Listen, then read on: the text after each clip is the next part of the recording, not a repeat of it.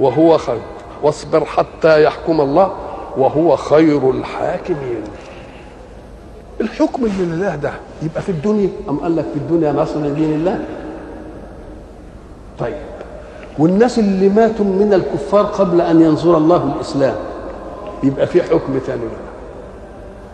يبقى خير الحاكمين أعم من أن تكون حكما في الدنيا، وأهم من أن تكون حكما في الإيه؟ في الآخرة. والحق سبحانه وتعالى حينما ختم سورة يونس بهذه المسألة، احنا عرفنا سيدنا يونس جت قصته ليه؟ لأنه بيشترك مع اللي معهم في حكاية المية. كويس كده؟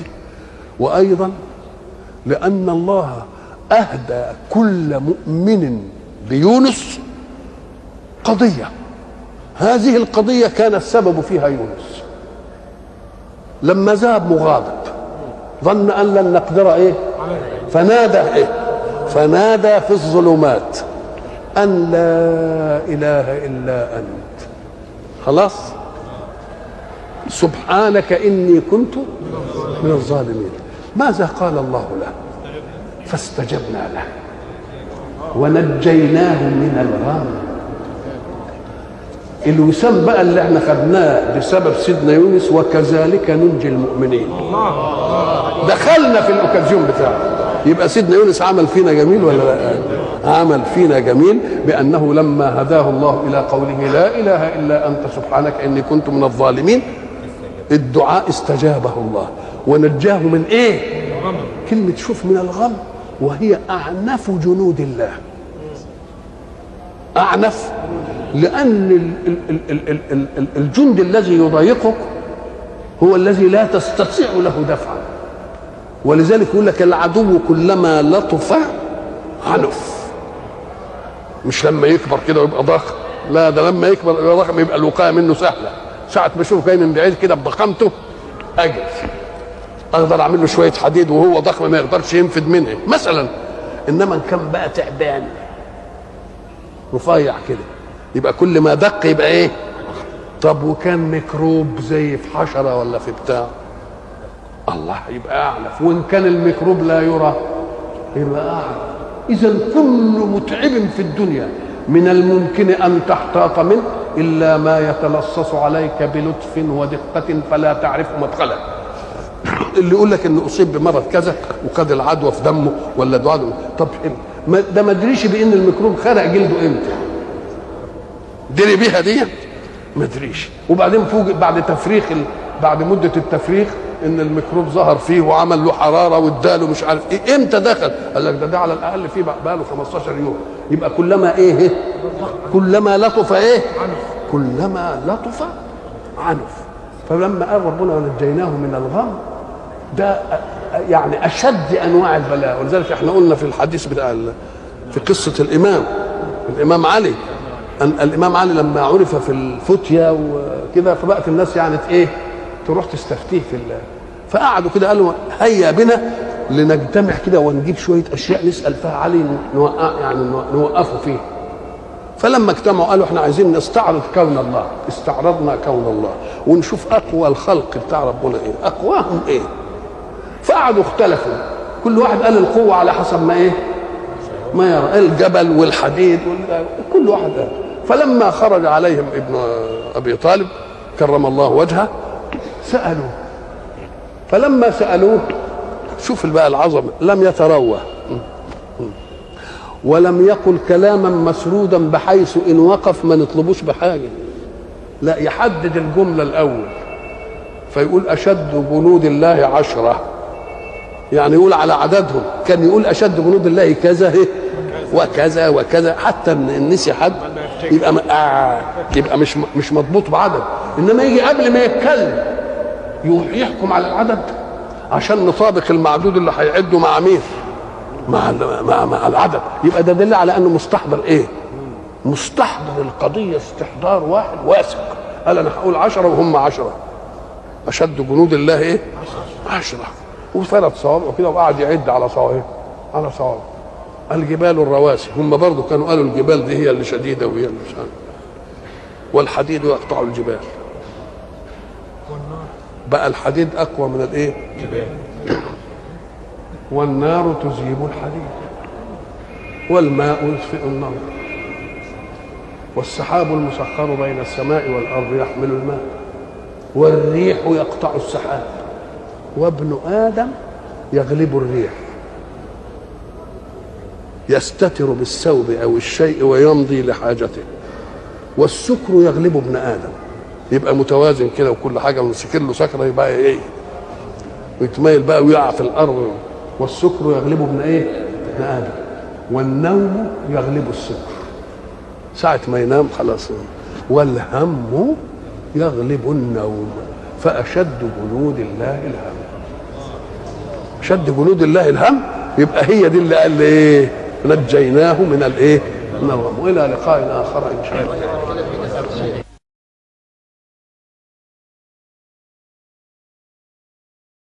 وهو خير واصبر حتى يحكم الله وهو خير الحاكمين. الحكم اللي لله ده يبقى في الدنيا أم قال لك في الدنيا نصر لدين الله؟ طيب والناس اللي ماتوا من الكفار قبل أن ينصر الله الإسلام يبقى في حكم ثاني له. يبقى خير الحاكمين أعم من أن تكون حكما في الدنيا وأهم من أن تكون حكما في الإيه؟ في الآخرة. والحق سبحانه وتعالى حينما ختم سورة يونس بهذه المسألة احنا عرفنا سيدنا يونس جت قصته ليه؟ لأنه بيشترك مع اللي معهم في حكاية المية. كويس كده؟ وأيضا لأن الله أهدى كل مؤمن بيونس قضية هذه القضية كان السبب فيها يونس لما ذهب مغاضب ظن أن لن نقدر إيه فنادى في الظلمات أن لا إله إلا أنت خلاص سبحانك إني كنت من الظالمين. ماذا قال الله له؟ فاستجبنا له ونجيناه من الغم. الوسام بقى اللي احنا خدناه بسبب سيدنا يونس وكذلك ننجي المؤمنين دخلنا في الاوكازيون بتاعه. يبقى سيدنا يونس عمل فينا جميل ولا لا؟ عمل فينا جميل بانه لما هداه الله الى قوله لا اله الا انت سبحانك اني كنت من الظالمين الدعاء استجابه الله ونجاه من ايه؟ كلمه شوف من الغم وهي اعنف جنود الله. اعنف لأن الجند الذي يضايقك هو الذي لا تستطيع له دفعا ولذلك يقول لك العدو كلما لطف عنف. مش لما يكبر كده ويبقى ضخم لا ده لما يكبر يبقى ضخم يبقى الوقاية منه سهلة. ساعة ما اشوفه جاي من بعيد كده بضخامته أجل أقدر أعمل له شوية حديد وهو ضخم ما يقدرش ينفد منه مثلا. إنما إن كان بقى تعبان رفيع كده يبقى كل ما دق يبقى ايه؟ طب وكان ميكروب زي في حشره ولا في بتاع الله يبقى اعنف. وان كان الميكروب لا يرى يبقى اعنف. اذا كل متعب في الدنيا من الممكن ان تحتاط منه الا ما يتلصص عليك بلطف ودقه فلا تعرف مدخله. اللي يقول لك انه اصيب بمرض كذا وخد العدوى في دمه ولا دعاء طب ده ما ادريش بان الميكروب خرق جلده امتى دري بيها دي ما ادريش. وبعدين فوجئ بعد مده التفريغ ان الميكروب ظهر فيه وعمل له حراره واداله مش عارف ايه امتى دخل قال لك ده على الاقل فيه بقى له 15 يوم. يبقى كلما ايه كلما لطف ايه كلما لطف عنف. فلما قال ربنا ونجيناه من الغم ده يعني اشد انواع البلاء. ولذلك احنا قلنا في الحديث بتاع في قصه الامام علي أن الامام علي لما عرف في الفتيا وكده فبقت الناس يعني ايه تروح تستفتيه في فقعدوا كده قالوا هيا بنا لنجتمع كده ونجيب شويه اشياء نسال فيها علي نوقفه فيه. فلما اجتمعوا قالوا احنا عايزين نستعرض كون الله. استعرضنا كون الله ونشوف اقوى الخلق بتاع ربنا ايه اقواهم ايه. فقعدوا اختلفوا كل واحد قال القوه على حسب ما ايه ما يرى الجبل والحديد كل واحد قال. فلما خرج عليهم ابن ابي طالب كرم الله وجهه سالوه. فلما سالوه شوف بقى العظمه لم يتروى ولم يقل كلاما مسرودا بحيث ان وقف ما نطلبوش بحاجه، لا، يحدد الجمله الاول فيقول اشد جنود الله 10، يعني يقول على عددهم. كان يقول اشد جنود الله كذا وكذا وكذا، حتى ان نسي حد يبقى مش مضبوط بعدد. انما يجي قبل ما يتكلم يحكم على العدد عشان نطابق المعدود اللي هيعده مع مين؟ مع العدد. يبقى ده دليل على انه مستحضر ايه؟ مستحضر القضيه استحضار واحد واثق. قال انا هقول 10 وهم 10. اشد جنود الله ايه؟ 10. وثلاث صوابع كده وقعد يعد على صوابع على صوابع.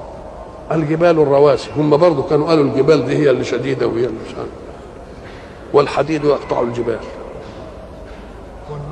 بقى الحديد اقوى من الايه؟ الجبال.